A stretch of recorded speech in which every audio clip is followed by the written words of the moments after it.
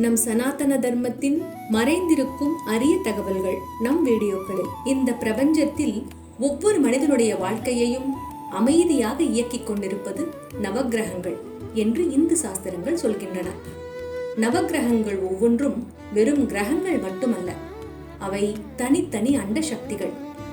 அந்த சக்திகளை மனித உடல் ஏற்றுக்கொள்ள உதவுவதுதான் நவரத்தினங்கள். சூரியன், மாணிக்கம். வலாசுரன் என்ற அசுரனை தேவர்கள் வதம் செய்த பொழுது அவனுடைய இரத்த துளிகள் பூமியில் விழுந்தன.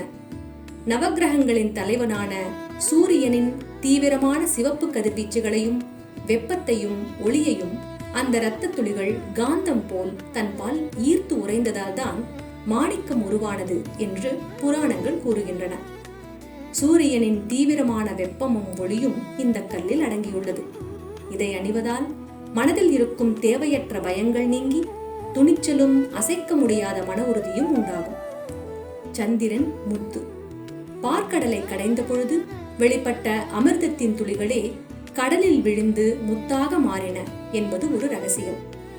சந்திரன் மனதிற்கு அதிபதி என்பதால் கடலின் அலைகளைப் போல மாறும் மனித மனத்தை அமைதிப்படுத்த இது உதவுகிறது. முத்தை அணிவதால் மன அழுத்தம் நீங்கி குடும்பத்தில் அமைதியும் மகிழ்ச்சியும் நிலை பெற செய்யும். செவ்வாய், பவளம். செவ்வாய் பூமாதேவியின் புதல்வன்.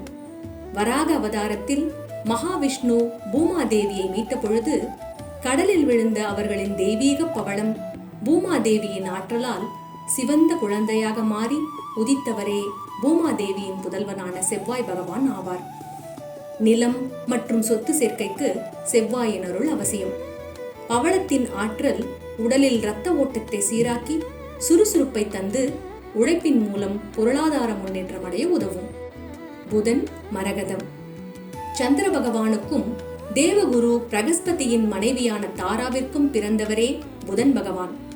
பிறக்கும் பொழுதே பிரபஞ்சத்தின் ஒட்டுமொத்த புத்திசாலித்தனத்துடனும் பச்சை நிற மேனியுடனும் பிறந்தார். தன் பிறப்பின் பின்னணியால் ஏற்பட்ட மனக்குழப்பங்களுக்கு தீர்வு காண மகாவிஷ்ணுவை குறித்து கடும் தவம் புரிந்தார். அப்பொழுது விஷ்ணுவின் உடலில் இருந்து வெளிப்பட்ட பச்சை நிற தெய்வீக ஒளியும் புதனின் பிரபஞ்ச அறிவுத்திறனும் ஒன்றாக இணைந்து பூமியில் உறைந்ததால் தான் மரகதம் உருவானது. மகாவிஷ்ணுவின் பச்சை நிறத்தோடு இந்த மரகதக்கல் நேரடியாக தொடர்பு கொண்டிருப்பதால் தான் இதை அணிபவர்களுக்கு புத்தி கூர்மையும் அசாத்திய பொருளாதார முன்னேற்றமும் உண்டாகிறது.